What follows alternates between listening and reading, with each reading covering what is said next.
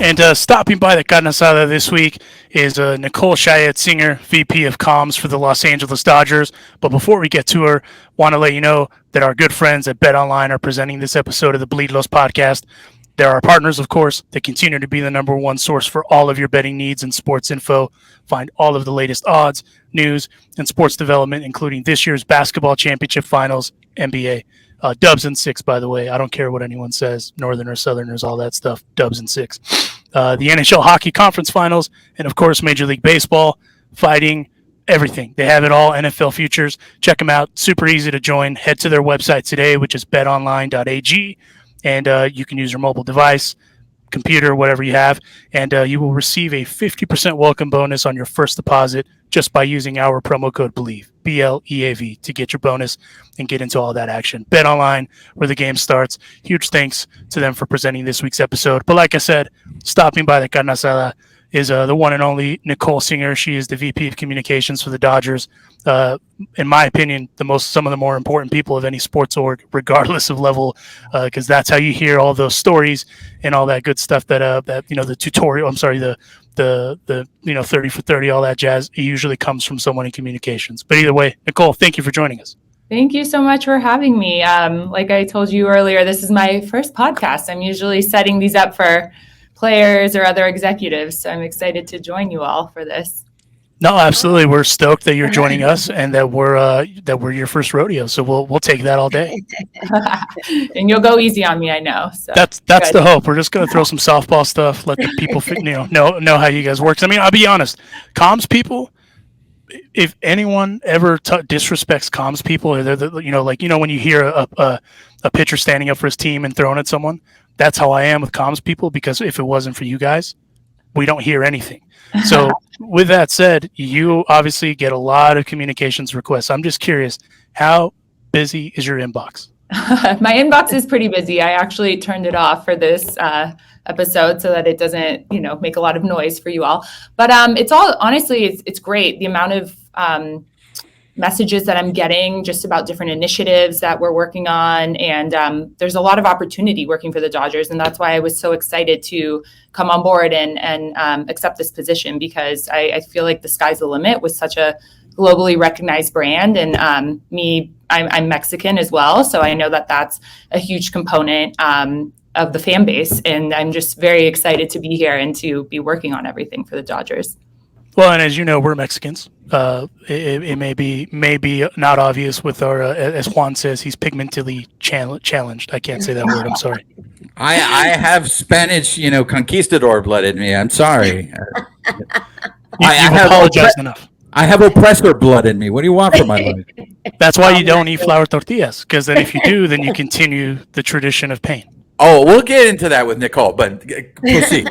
But with that, I was kind of curious. There's been a lot of attention on Julio Diaz, a lot of attention, a lot of media requests, all that good stuff. With trying to get kind of, I don't want to say narrative, but because you obviously in comms, your whole thing is not only to get the info out as efficiently and as concise as possible, but you also want to get profiles done on players. You want to get, kind of eyes on them. And let's be honest, with this Dodgers team, it's not hard to get eyes on them because they're all superstars. Let's just call a spade a spade. But with a guy like Julio Diaz, you get a lot of international attention as well. How do you kind of balance that to also cater to this fan base, which is here, but they're all over the world? Yeah, no, that's a great question. Something that we started just this year, again, I believe it did happen a few years ago, is a monthly Hispanic press conference. Because as you say, there's a lot of media, not just in Mexico, but in Latin America and even in Europe, that I know is interested in covering baseball and covering the Dodgers. So our very first one in April featured Julio, and it was great. We had a ton of media on, and we just did one this past week with Gratterall, and we're going to continue these going forward. So that really gives us an opportunity to make sure that all of the media is able to ask their questions, because unfortunately a lot of them can't be in LA or can't travel to an away game. And just because they either don't have the resources or don't have the time to go, we want to make sure that they're able to cover our team and our players and get the stories out there, because there are some great stories to tell. Hey, Nicole, you mentioned it. So, you were born in Mexico? So I was actually born in San Diego. My father is from Mexico City. My mother is from Monterrey. And when you meet me, I think you'll be very surprised because I'm very tall. So I confuse a lot of people. I'm almost 6 feet tall, and I hate what people think of the stereotypical Mexican. I find that silly because as an example, my uncle who lives in Monterrey and his kids, they've lived their entire lives, and he's 6'5". My cousin's 6'4". They have red hair and blue eyes, and they get spoken to in English every day almost, and they were born and raised there. So, yes, I do speak fluent Spanish, and my mother's entire family lives in Mexico still, and half of my father's family is in Mexico and half is in San Diego. But I spent a lot of time there in the summers growing up. Okay, so since you spent a lot of times there, we had the maestro Jaime Jarrin on the show, and he told us that the Dodgers were the most popular baseball team in Mexico over the Yankees. Is that still true? Yes, I can without a doubt say that. In my opinion, I agree. I mean, especially in Monterrey, Mexico, baseball's huge there. And when I told my cousins that I accepted this job, they were so excited. They were asking me when we were coming to play there and giving me all these ideas of what we could do and to work with, the media there or different teams. And baseball, I think the Dodgers are huge there. I think it's great that baseball is growing so much in Mexico as a whole. And I think the Dodgers have a great opportunity to really gain some traction there. Some more traction. We already have a lot, but even more. I mean, last year we celebrated the 40-year anniversary of Fernando Mania. So I know that a lot of the Dodgers' popularity was because of Fernando, but we're talking about 40 years now. So is the love of the Dodgers in Mexico something that was just passed down and now has become generational? Or is it just because of the team's recent success that Mexican fans have embraced the Dodgers? I personally think it is generational. Fernando is Fernando. Everyone in Mexico knows who he is. He's incredible what he did for the sport and for the Dodgers in Mexico. But I mean, like I said, my uncle and my family, they've been Dodger fans for a long time, and it just got passed on to my cousins who grew up there. So I think it's an activity too. I know that a lot of people that when they travel from Mexico to LA, they want to go to a game. And I actually I have some friends that are coming in for July 4th, and immediately they asked me if they could come to a game. And that's just to see it as an attraction, aside from Disneyland and everything else that there is in LA, for people to say, okay, when I go there, I need to go to Dodger Stadium and I need to go to a game. I think that's incredible. And it just speaks to how big the brand is over there and the excitement surrounding the team as well in the current season. And that's one of the things that I like about sports. I think it's particular also in baseball is that generational thing that you were talking about. Alonso and I are mortal enemies because he's an Americanista and I'm a Chivas fan. But I'm a Chivas fan only because my father was a Chivas fan. It's not that I follow it close enough. I mean, if you ask me if I have a team in Liga Mexico who I root for, I'm going to say Chivas because of my father. The same way with baseball. He grew up watching Fernando Valenzuela, and why he was watching it was because there was a Mexican pitching. So because of that, I was raised in Orange County. People say, why aren't you an Angel fan? And I'm just like, because of Fernando Valenzuela. Yeah, no, exactly. And I think that it's very similar to soccer. I mean, I came from the soccer world, or football, as we should say. That's right. Thank you. I appreciate that, Nicole. You called it by the real name. That's I know, right? She's good, Juan. She's good. She's good.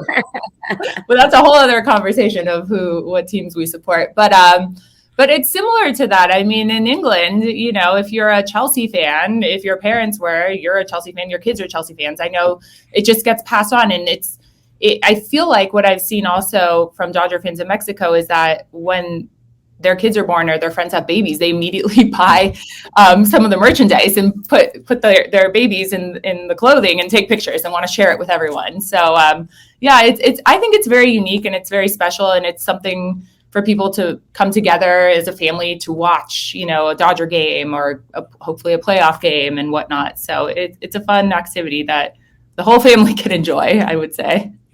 Go ahead, Alicia. Absolutely. Okay, so I just want to make sure we reiterate your title, Madam Sure. President, or Madam Vice President, rather, because this is so epic. It's so badass, and I just want to say thank you for coming on. I instantly became a fan when the news broke, and I have a very dear friend. She works for Sports Business Journal, and this is how excited. And she's based in Colorado. She texted me immediately when they were going to release your story saying, "Did you hear?" And I said, "I did." So see, like, you getting this gig is bigger than just, well, I do love baseball, but it is as big as baseball. And that's so awesome that you're here in LA and you're a Mexicana and you're bilingual. And I can tell that you have like enthusiasm for the fans, because I've been called, a homer. Surprise.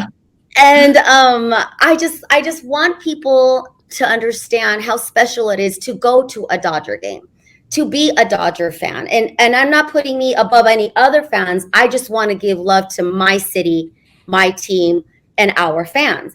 And so just hearing you and seeing your tweets and stuff, I just want to give you a big hug and welcome to Los Angeles, to the Dodgers family, because it is a big deal, especially to women who love sports and who have worked in sports. So welcome, mujer, welcome. Thank you so much. I really appreciate it. I mean, like I said, when the opportunity came about, I was so excited. I was actually pregnant.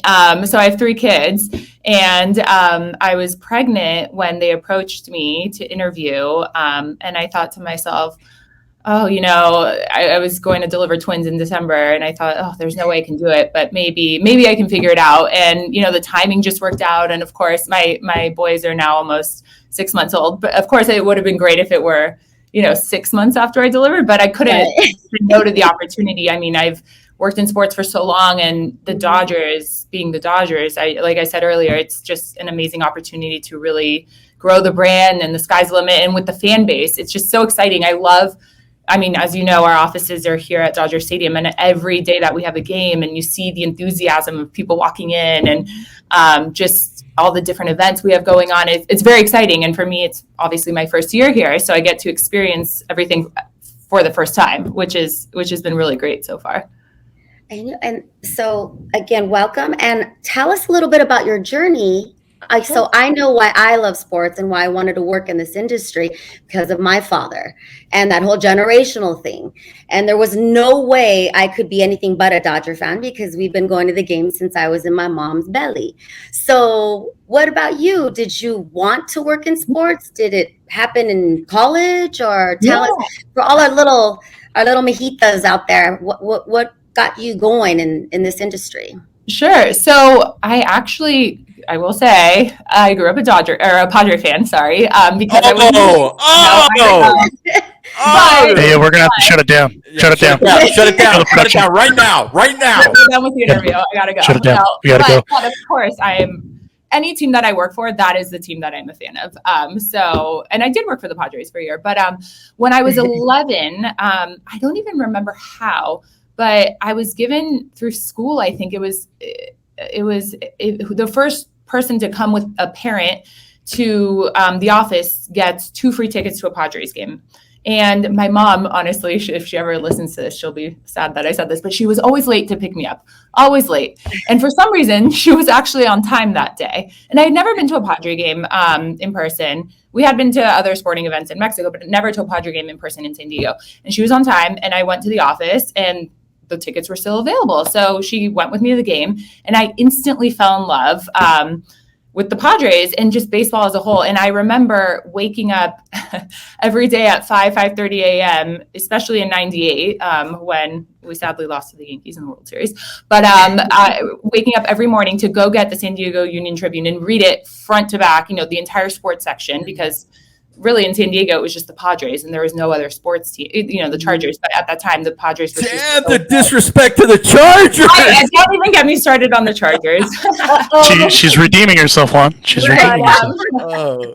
But the Padres were so good then. So I would read it front to back, and I just fell in love with baseball. And I knew from then on out that I wanted to work in sports. I wasn't sure what I wanted to do to be honest, I didn't really know what communications was. So when I was in college, I did study communications, and I minored in sports management. And the summer before my senior year, I was able to get an internship with Fox Sports with Chris Myers in LA.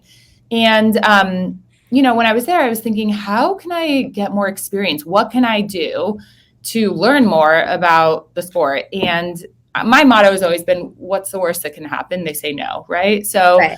I went up to Chris and I said, hey, if I fund myself, if I pay my way to the World Series in Colorado, it was when the Red Sox played the Rockies in Colorado. If I pay my way, can I go and get a credential and just shadow you or help in any way? And he said, yeah, as long as, you're able to get a ticket, like a plane ticket, and pay for a hotel, that's no problem. So actually my brothers live in Denver, and I knew I could stay with them for free, and I got a cheap ticket. And so anyways, I went to Colorado, and I was on the field when the Red Sox won, and I was able to help them get Manny Ramirez and David Ortiz to go do the interviews with Fox. And that was really my first exposure to what PR was, in a way. And from then, I actually saw on the Padres website that they were looking for a marketing associate. So I applied, and I worked there in 2008. And when I was there, I just became very close. There's someone named Ryan Isaac. He no longer works in baseball, but he was the assistant to Kevin Towers, who no longer is with us. But he was amazing, Kevin, and the whole baseball operations department at the Padres. And Ryan took me under his wing and really showed me the ropes of how a baseball team operates. And while I was there, the World Baseball Classic in New York was looking to hire someone for the World Baseball Classic to be in charge of Team Mexico. And of course, to me, it was a sign. I said, I have to apply for that. And they recommended me. And I'd been to New York once. I never in a million years thought I would live in New York because I'm such a California girl at heart. And so I was able to get that position. And what I thought would be 6 months in New York ended up being 13 years. Wow. But yeah, so I moved to New York to be running the show for on the operations side for Team Mexico in the World Baseball Classic in 2009. And actually, Adrian Gonzalez was on the team, and Vinny Castillo was the manager then. We had quite a few big names from the baseball world. And stop me at any time because I have a lot. This is awesome.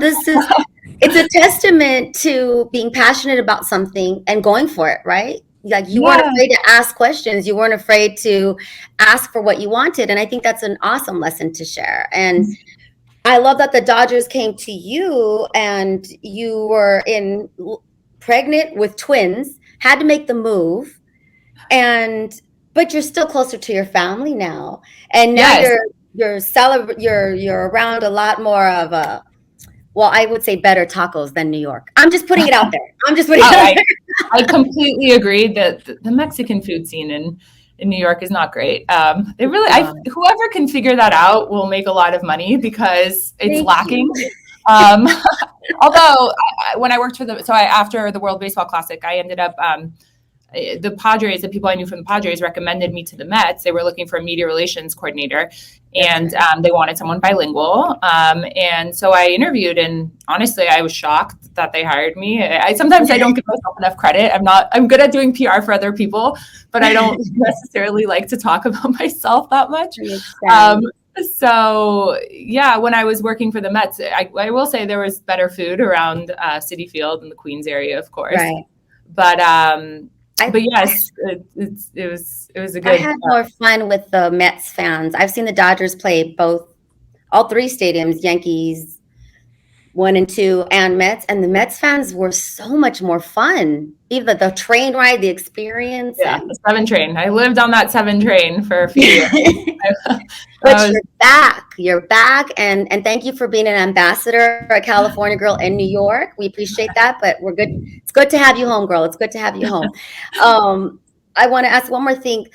Since you are back home and since the Dodgers fans do fill up the stadium the way they do, is there something that caught your attention or you were surprised or just like wowed by about Dodger Stadium? Because it is a destination now. It is. I just met a woman from New Mexico. I was at a Dodger game a few nights ago, and she traveled here just to watch the Dodgers play. And I thought that was awesome. Her boyfriend brought her.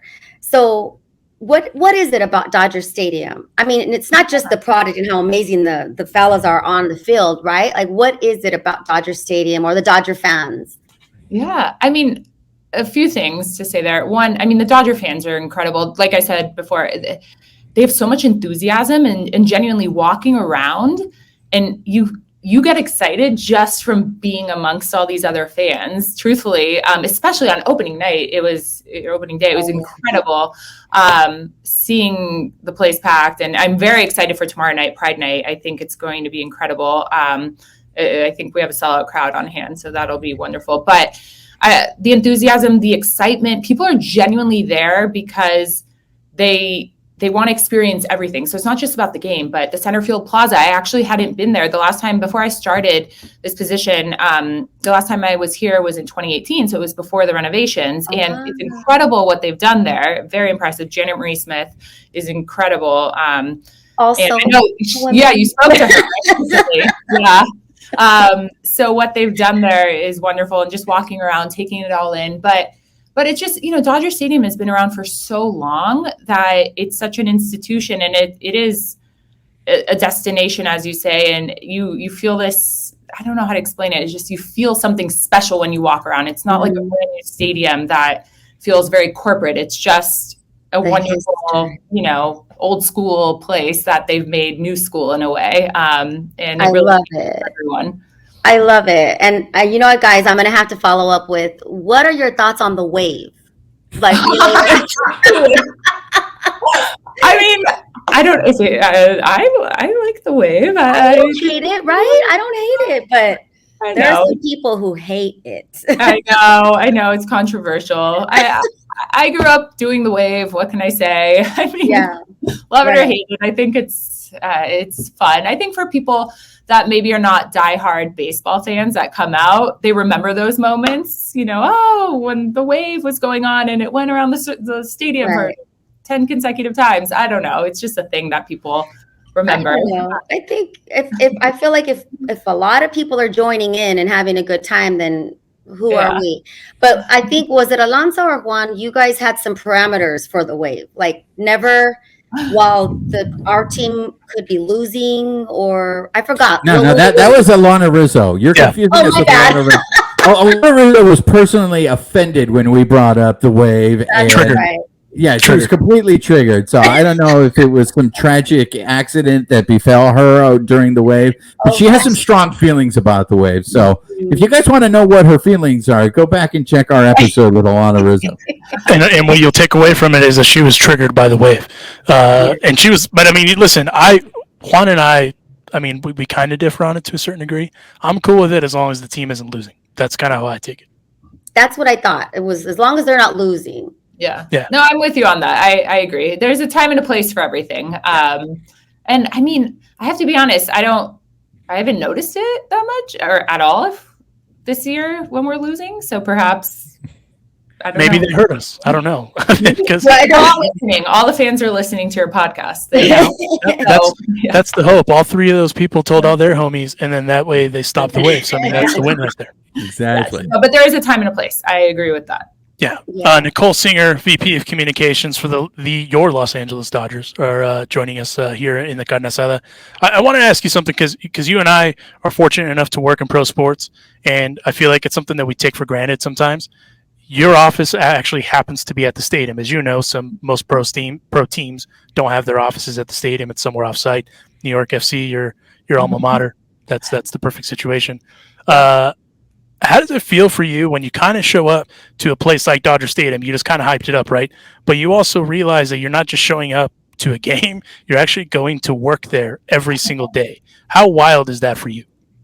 I think it's so cheesy, but it is true that, like, if you love what you do, you don't work a day in your life, right? And obviously it's a lot of work, but I enjoy it so much. I really, really love what I do. I love sports PR. I love all sports. And the excitement of every day driving in here, and, it's LA. The weather is always beautiful. So, 99 out of 100 times when you drive in, the sun's going to be shining and the palm trees are lit up and the stadium just looks beautiful. So it's a very nice feeling. I don't dread going to work ever. And yeah, I mean, being here, yes, the games are going on, but I don't know.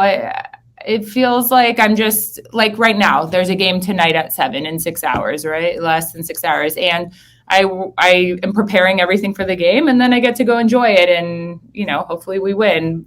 So it's just exciting. I don't know how else to say it. Maybe I'm too positive, but I very much enjoy it. No, I think that's the perfect summation because, again, I think to a certain degree, because it's such a grind, working in sports, that's the one thing people don't realize, that sometimes it's okay to take a step back and kind of, I work at a stadium. Sick. Yeah. I do also say, another thing I say is, at the end of the day, we're not saving lives, right? We're not doctors. We work in sports and entertainment. So we take it seriously, but we have to have fun along the way too. It 100%. can't just be very serious at all times, and having fun with it. It's amazing. We're so lucky that we get to walk out the door of the office and see the stadium, or go have lunch, in the press box. Yeah. And you get to your view is the stadium and the field. Yeah. No, 100%.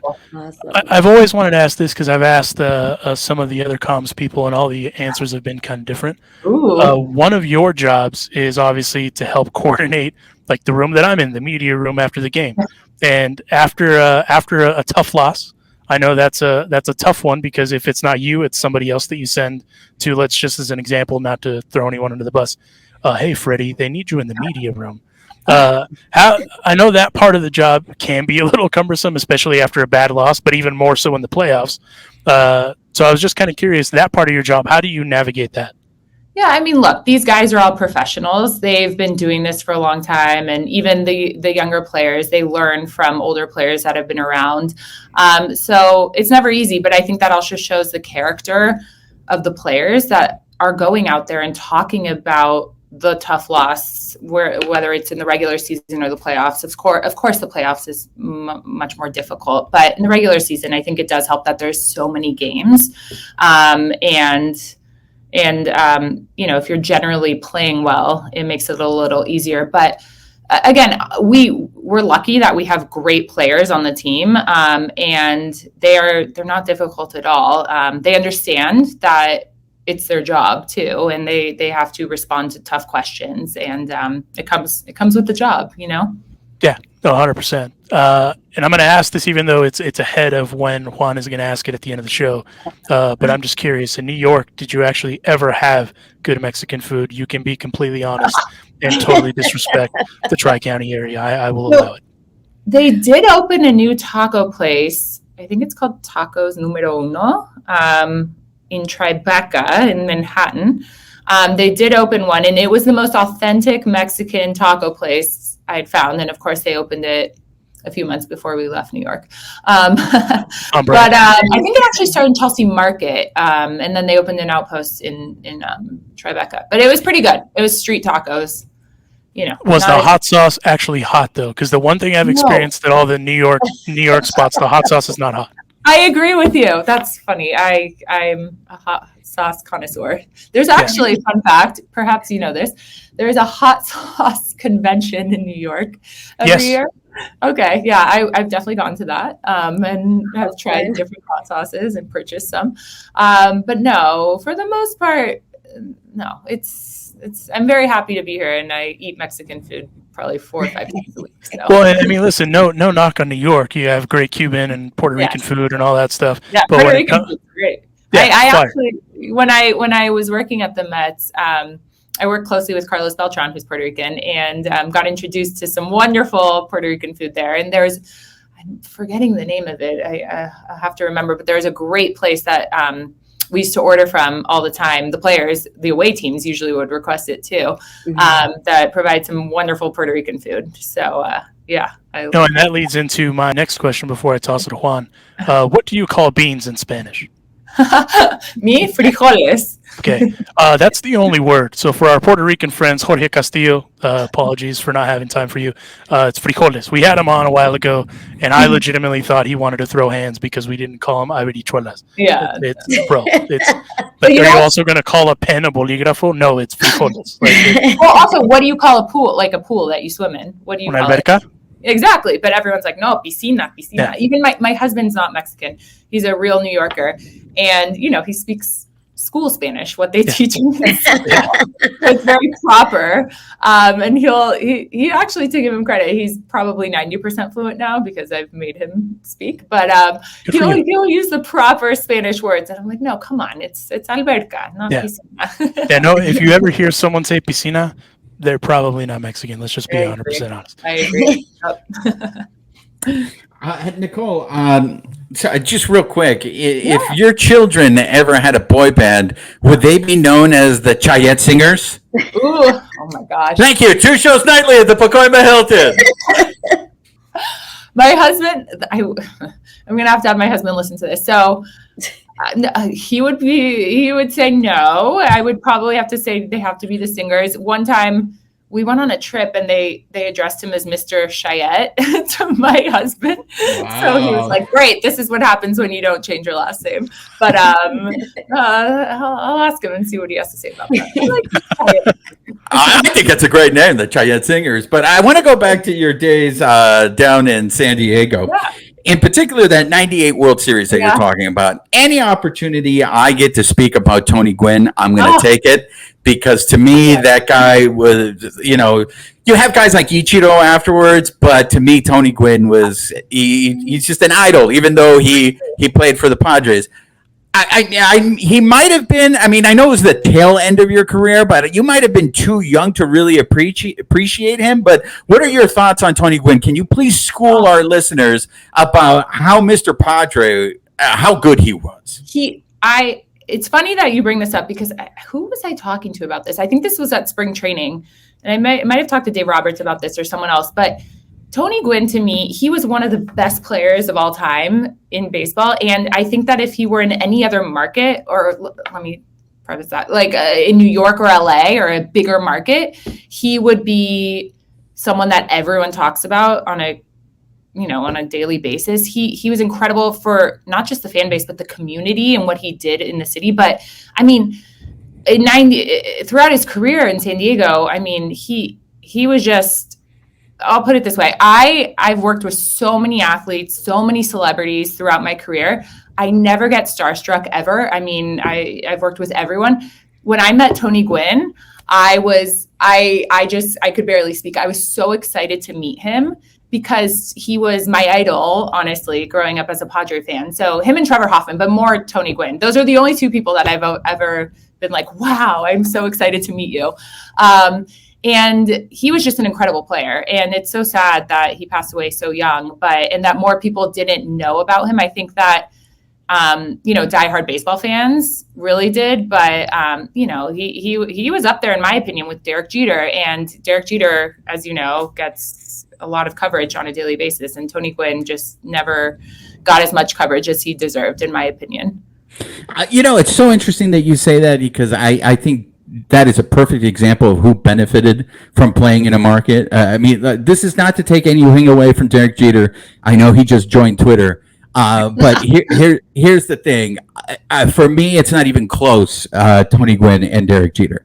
To me, Tony Gwynn should be spoken of the way people speak of Derek Jeter. And the fact that he played in San Diego is unfortunate. But let me ask you this. When you were working for the show pods, did they rent their uniforms? Is there a reason why every year they had a new uniform? What was wrong with the UPS brown? Honestly, the UPS brown and the orange, I thought it had the pinstripes one. I thought that was their best uniform. Why did they keep changing their uniform down there? I didn't realize it was Festivus, by the way. Like, you're just letting all it's for the rest of us, okay? For the rest of us. I can't comment on that. I don't want to offend anyone in San Diego. All right. Then let's offend all the Charger fans who you just offended when you said San Diego only had one team. I did grow up. I grew up a very big Charger fan as well, honestly, and I was very sad when they left. If you ask anyone who grew up a Charger fan, everyone's sad. It's sad that there's no professional NFL team in San Diego anymore, and the Charger fans were diehards too. I mean, the amount of Charger tattoos that you still see in San Diego is intense. So it's sad that they left. But I was a very big Charger fan too. But the Padres were my first love. Truthfully, they really were. And I remember when we lost, and I remember exactly where I was watching the last out of the World Series in '98 and how sad I was that they lost. So yeah, that's why I say the Padres above the Chargers. I mean, look, you can say whatever you want about the Chargers. I'm a Raiders fan, so you can bash the Chargers all you want. But talking about rivalries, I do want to get into your background, you coming from MLS, and in particular working for the New York City Football Club. Uh-huh. I'm a fan of LAFC. Alicia also is a fan of LAFC here. Our producer's a fan of the Galaxia. So, he's a diehard Carson fan. Go Carson. Can you talk about, to me, I'm rooting for MLS. The fact that what LAFC was able to do here in Los Angeles, literally going into neighborhoods and building a fan base as quickly as they can, and that is a rabid fan base. So I want MLS to succeed. When you were working for New York City Football Club, is that the same way they built it? I mean, please tell me that football, real football, will survive in this country.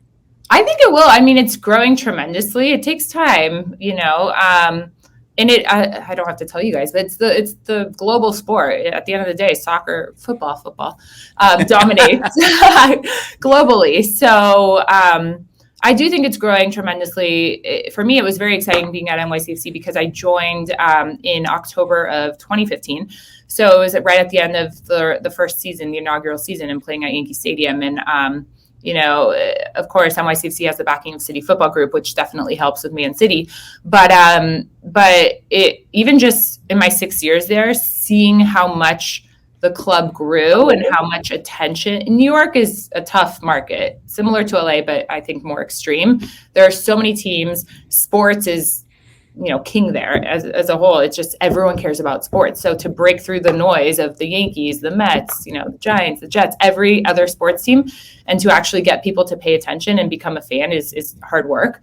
And I really did see, especially this last year, how much traction the sport was gaining in New York. And NYCFC won the cup too, which is great. And I think that really helped bring soccer front and center, especially in New York, because other teams weren't performing well then. I do think football is growing a lot, and it's very impressive to see what the European teams are also doing here in the US to grow their fan bases. I think it's very smart. There's a big opportunity there, and I know that people are waking up early at 4 a.m. to go watch Premier League games too. So hopefully MLS is growing a lot. I know they're doing a lot. I don't have to tell you, you're involved too. You see what's going on, but they're growing a lot, and it's exciting because football's a very fun sport. And with the World Cup coming up, I think hopefully the US performs well. Hopefully we do well. Although I'll be rooting for Mexico too. Can't say that. Before I hand it over to Alicia, I just want to ask you, what is the difference between your role in communications and public relations? It's really one and the same, honestly. So I oversee the whole department, and I don't know how familiar you are with everyone that works here, but Joe Jarek has been here for a while. He's great. He really knows the Dodgers inside and out. Juan Dorado is incredible with the players. He's really like our player relations liaison. He can convince anyone to do anything. It's wonderful. And then Allie, she started a couple years ago. She probably is the one you speak to the most in terms of credentials and whatnot, but she's really helping me with so many other things. We really want to be more proactive on the Dodgers because, yes, of course, everyone knows our brand, but there's a big opportunity, like I said earlier, in the international market. And I really want to try and get just the way that football, the European football teams, what they're doing here in the US. I want to try and do that and replicate that and make the Dodgers a household name in Europe too, or in, Latin America, everywhere. There's a big opportunity, and we're all collectively working together to grow the brand. So my tocayo Juan Dorado will be able to convince Julio to come on our show, is what you're saying, I right? can talk to him too. Between us, we can get. Have you had Julio on or no? No, we'd love to have him on. This podcast stands for Julio. I mean, we'll work on that. Well, we'd love to have him on. So the invitation is out there. Spanish. If it's in Spanish, we're good. Yeah, we've done interviews like with Diego Cartaya and Miguel Vargas just in Spanish. Okay. And with Jaime Jarrin, the majority of it was in Spanish also. Maybe we can get you a couple of players at the same time and do, so they each get a few minutes, 10 minutes or whatever it is. And that way it doesn't take It's like we told Edwin Rios. If they want to bring the party to the podcast, we will allow them to bring the party to the podcast because you know what? What do Latinos like to do? Party. That's why it's a carne asada. Exactly. Love it. Right. Go ahead, Alicia. That's right. No, I'm enjoying this party talk. I don't want to interrupt it. I wanted to just touch base on something you just said about growing the brand. So I recently just spent time in your family's homeland, the motherland. I was in Mexico City for about 6 days, and it was my third time this year. I love the city. I counted just this last trip, 12 Dodger hats. I'm that nerd, right? I get excited when I see another Dodger fan, especially, internationally. And I also saw children wearing Kings hats, Los Angeles Kings hats. So I remember reading about that in the Times. I started asking questions. And they're these little ones, like 5 and 6 years old, are part of the Kings outreach trying to grow hockey in this city. And so any plans for that? Are we going to have camps for kids? Are we going to see the Dodgers play in Mexico City or anything that you can...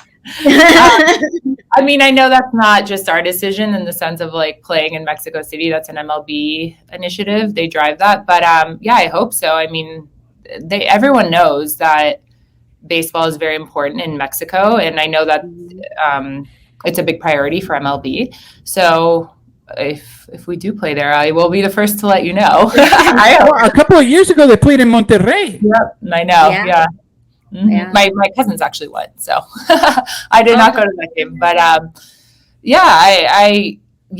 hope so, and that is our goal. And I speak with the Hispanic media very frequently in Mexico. We actually, as an example, had Univision fly out from Mexico City last week to do an interview with Fernando that will air soon. And it wasn't necessarily about his playing days. It was more, what is he doing now and how he works with the team and how excited he's about All-Star and actually about Julio, right? Because he's an amazing Mexican pitcher in the future of baseball. So, everyone knows what Fernando did in his playing days, but it's what is he doing now and how can he be an ambassador for the Dodgers and for, baseball as a whole too.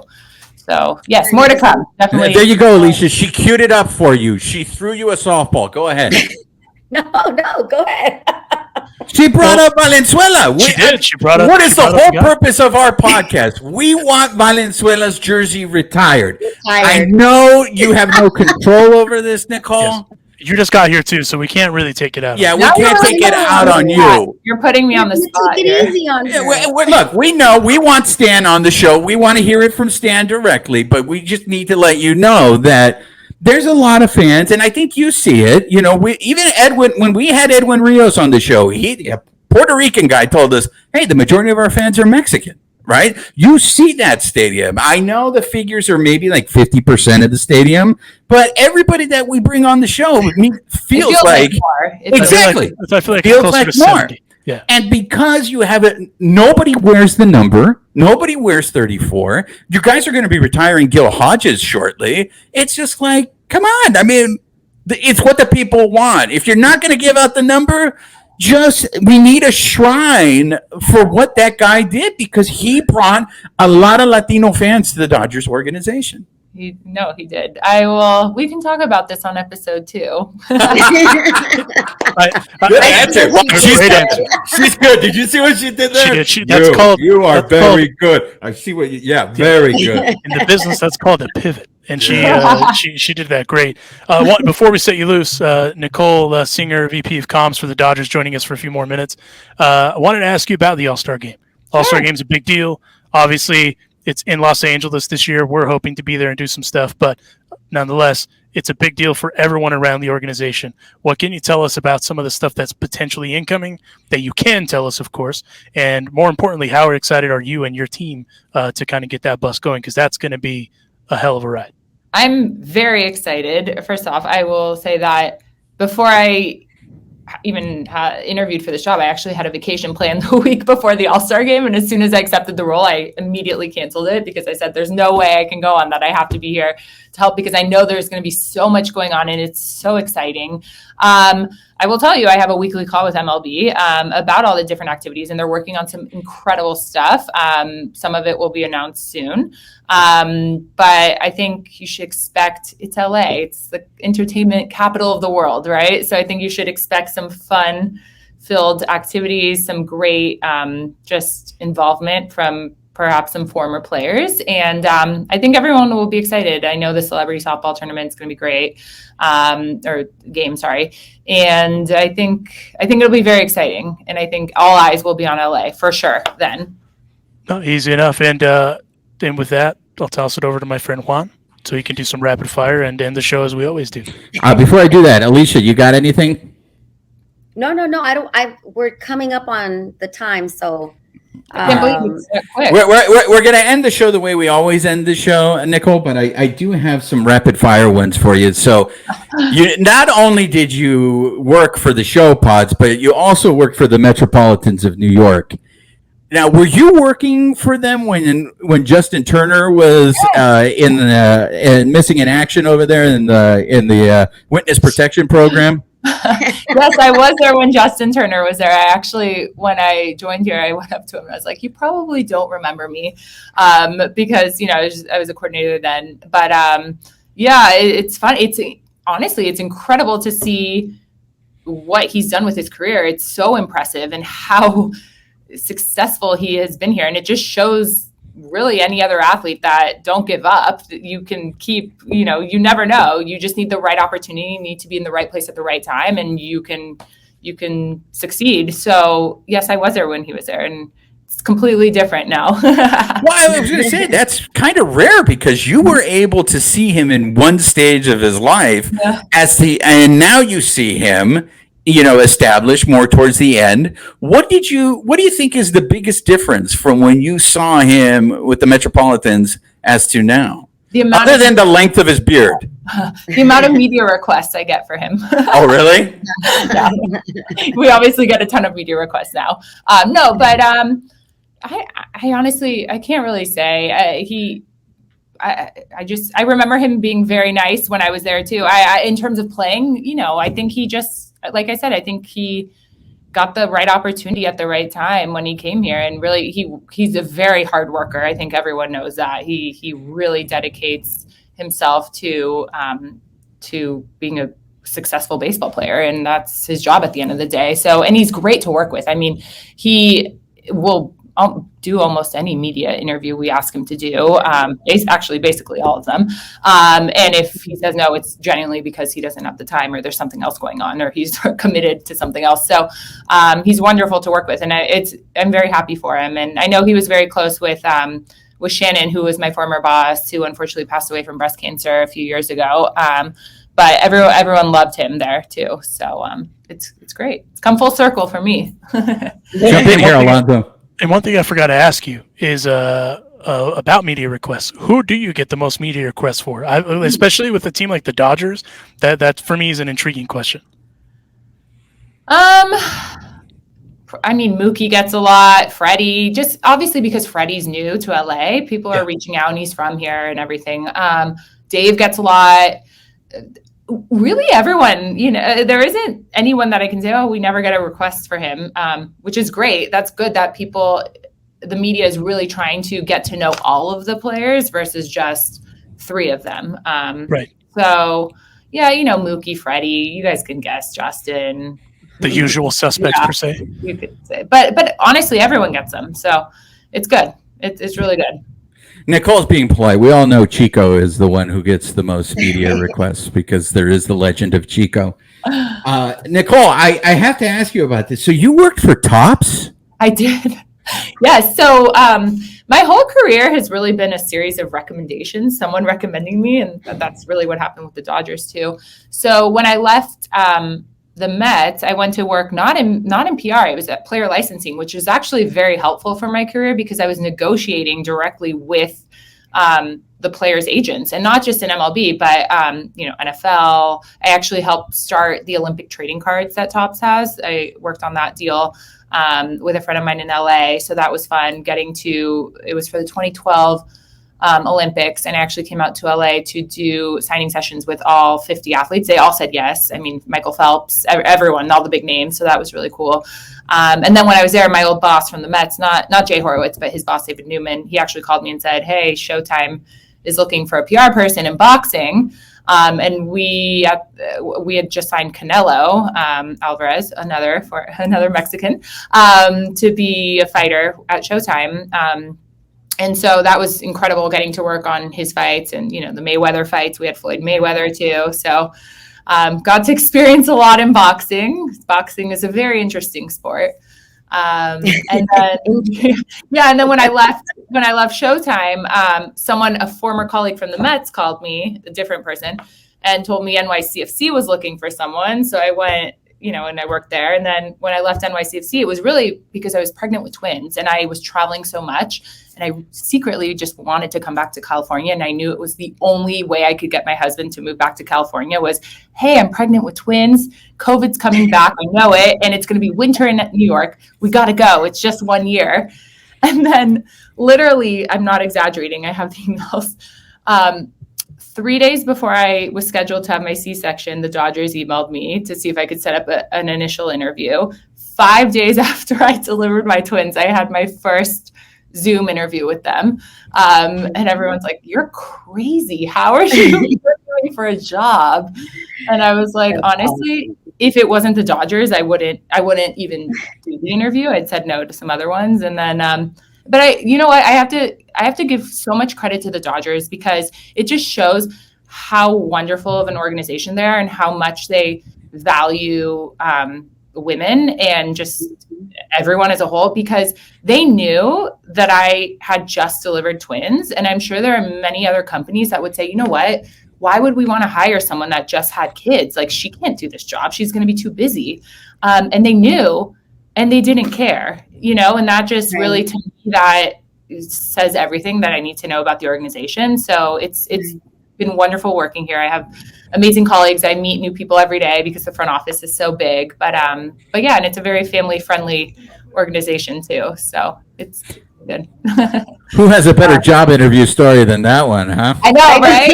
Honestly, when I tell people that, they're like, "What? Why are you such a topper, Nicole? Why couldn't you just, be satisfied with working for the Dodgers? You got to make up this story about, well, I had just delivered a baby and I came in. I honestly don't even know how I did those interviews. Looking back, if it hadn't been on Zoom, I think it would have been more challenging.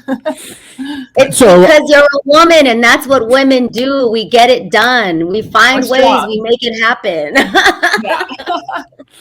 Okay, so here we go. We're getting to the last question. Also, you said your cousin and your uncle are redheaded 6-footers, so you are related to Canelo, aren't you? We used to joke about that all the time. I would show him pictures of my family and say, you're clearly part of my family because you look just like them, except you're shorter and much more active and, sporty than they are, but, So we had Sarah Langs on the show, and she talked about that taco place in Chelsea Market. Oh. She raved about the taco de nopales. She says they don't give you utensils. It's just literally like food that you go. So I don't know if it's the same place that you talked about. But I don't think it is. But now next time I go to New York, I have to go there and ask them why they don't give utensils. Well, here, us on the Bleed Lows podcast, not only are we about the Dodgers, but we're about LA, but we're about taco culture. So now that you've come back, and you're a good person to ask this because San Diego has really good tacos too. So I'm going to ask this question a little differently. Okay. Normally we ask, what is your favorite taco and where do you go in the city to get that taco? So I'm going to add a question to you. Which one has better tacos, San Diego or Los Angeles? Oh my gosh.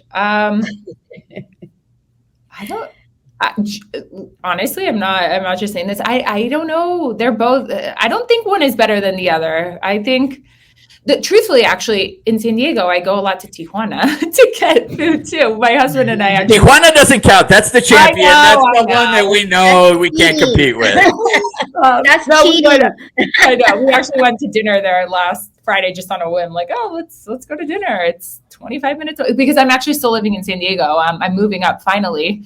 That's another added thing. You know, I'm moving up finally this month. But so I've been coming back and forth from San Diego. But no, I mean, please tell me what the best taco places are in LA because I've gone to some, but I would love to go to whatever you recommend, honestly. There's some places that are really close to the stadium. Yeah. We've had guests on the show that have recommended it. I love it too. El Ruso is right up the street there. El Ruso is right up the street from Sunset, leaving Vin Scully Way. If you make a right onto Sunset, you'll run into El Ruso. There's also a truck on Sunset off of Vin Scully Way called Teddy's Red Tacos. Oh, if you like birria, that's the move. That's the place to go. I mean, those are my. Yeah, those are my favorite there. But you are a professional, man. How many questions did she work her way out of? I mean, she knows what she's doing, doesn't she? I mean, when you're a VP of comms, that's what you got to do. You got to know how to dodge it like in the Matrix. Also, another spot that Juan omitted, Guisados, which is right there across from Teddy's. Okay. That place rips. They have a great, just everything. Everything's good there. You can get the sampler plate at Guisados. And they're tiny, but they're all delicious. So if you can't make up your mind when you're looking at the big menu, get the sampler, and it's a bunch of wonderful little tacos. Okay. I'm definitely going to go. And Nicole, this is a show. We just want to be a positive taco influence in people's lives. So we are just doing the layman's work here. Yeah. Right. And I mean, truthfully, we're a part of the demo, right? We're Mexican. Alicia's not, but Juan and I are fat. And we have to stick to the stereotype of, baseball activities and taco activities and continue to be that positive taco influence on not just our friends, but our guests. Perfect. I love it. I'm going to go check these places out and I will send you an email. Please. Hey, episode 2. And you know what? The second episode, when you come back, maybe we could even do it in all Spanish. Oh, that would be good. Yeah, and then we could see how good you are in the Spanish matrix when it comes to the questioning. Nicole Singer, if the people want to follow you on the socials, where can the people find you? My Instagram is my husband will be happy. Nicole.c.singer. I changed that finally a couple years ago. I keep referencing him. I'm kidding around. I love him very much. And then I actually think my Twitter's still Nicole Chayet. Let me look. Nicole Chayet. I believe it is.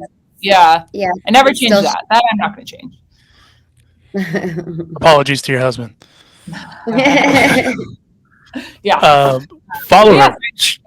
I do talk to some of the fans. I mean, I will say I should be more active on Twitter. I just look a lot at the news, but I don't necessarily tweet as much as I should. So don't feel bad because I'm the same way. I'm the exact same way. Yeah, the cesspool that is Twitter is an interesting. You're doing it right. You're doing it right, Nicole. You're right. You're doing it right. You never win on Twitter, right? 100%. Because everyone will. Even when I announced my big announcement that I was joining the Dodgers, there were some comments that I was like, "Come on, it's just people are silly." Yeah, but yeah. Somehow, some way, you will end up in someone's fight club on Twitter, even just by liking a tweet. So you don't even take it personal. Yeah, Nicole Chayet Singer, the VP of Communications for the Los Angeles Dodgers. She's a real one. Go follow her. We look forward. Dang, English is hard. To having you back and catching up with you, maybe even after the All-Star game, after that chaos ensues. And again, thank you for the time. We really appreciate it. Thank you so much. I very much appreciate it. I'm excited. Thank you for having me on. It was fun. Yeah. And before we set everyone loose, got to pay the bills. This episode was presented by our friends at Bet Online. They're the number one source for all your sports betting needs. Go to their website, betonline.ag. Use our promo code, which is BELIEVE, BLEAV. You will receive a 50% welcome bonus on your initial deposit. It's that easy. Huge thanks for them for presenting Go follow Nicole. Go follow Juan. Go follow Alicia. Go follow me. From your boys Alonso Juan, Babyface Gimmick in the Sky Roger, and Alicia. We will catch you on the next one, and go Dodgers.